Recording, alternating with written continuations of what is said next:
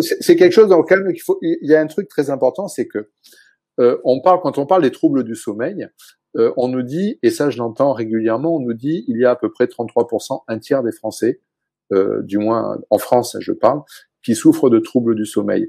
Je suis un petit peu, alors je vais pas dire effaré, mais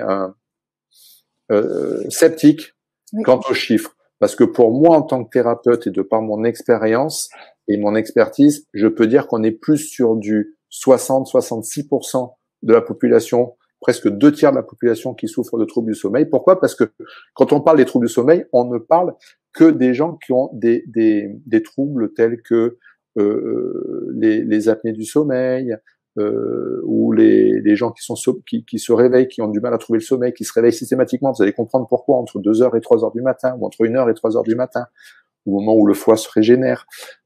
Tous ces gens qui ont des troubles du sommeil-là sont des gens, ce ne sont qu'une petite partie des troubles du sommeil. On ne parle pas de tous les autres troubles du sommeil qui vont faire que, en fait, presque, on va dire, 70% de la population française souffre de troubles du sommeil. Et c'est presque devenu normal, parce qu'il y a plein d'autres choses qui génèrent. Je prends un exemple en tant qu'ostéopathe, on est très très souvent confronté à ça, mais c'est tout ce qu'on appelle les dysfonctions d'articulation temporomandibulaire, les SADAM.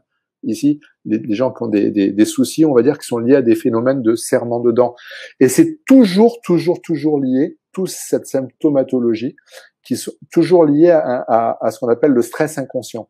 Et je vais même aller plus loin, c'est que quand on observe, et les gens qui me suivent le savent que je fais très attention à ça, que 98% à peu près de la population, 95% de la population est sur une respiration dite paradoxale, c'est une respiration inversée.